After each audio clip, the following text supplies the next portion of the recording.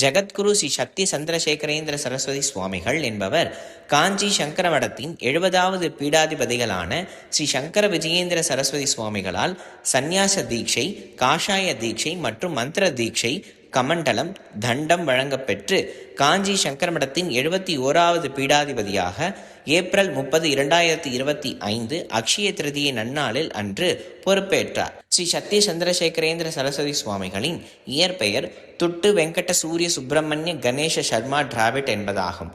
இவர் ஆந்திர பிரதேச மாநிலத்தில் உள்ள அன்னவரம் நகரத்தில் ஸ்ரீனிவாச சூரிய சுப்பிரமணிய தன்வந்திரி மற்றும் அலமேலு மங்களாதேவி தம்பதியருக்கு ஒரே மகனாக 2000ஆம் ஆண்டு ஏப்ரல் 24 அன்று பிறந்தார். ஸ்ரீ சத்ய சந்திரசேகரேந்திர சரஸ்வதி சுவாமிகள் துவாரகா திருமலையில் உள்ள வேத பாட்டசாலையில் வேத வித்தகரான சந்தகுட்லு ஒசமனே ரத்னாகர பட் சர்மாவிடம் வேதம் மற்றும் இந்து தர்ம சாஸ்திரங்களை கற்றார்.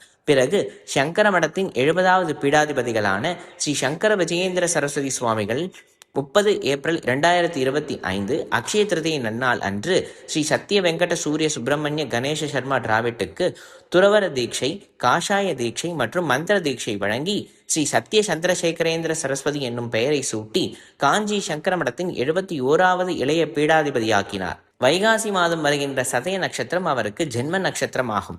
இந்த நிலையில் 11/5/2026 திங்கட்கிழமை அன்று அவருடைய ஜெயந்தி தினத்தை முன்னிட்டு மதுரை ஸ்ரீ காஞ்சி காமகோட்டி பீடத்தில் வேத விற்பனர்களை கொண்டு காலை வேளையில் கணபதி ஹோமம், ஆவஹந்தி ஹோமம், ஆயுஷ் ஹோமம், நவக்கிரக ஹோமம், சுதர்சன ஹோமம் மற்றும் மிருத்யுஞ்சய ஹோமத்துடன் சிறப்பாக நடைபெற்றது. மற்றும் மாலை வேளையில் விஷ்ணு சஹஸ்ரநாம பாராயணம் மற்றும் அர்ச்சனையுடன் விசேஷ பூஜையும் அதனைத் தொடர்ந்து மகா தீபாரதனையும் வெகு விமர்சையாக நடைபெற்றது.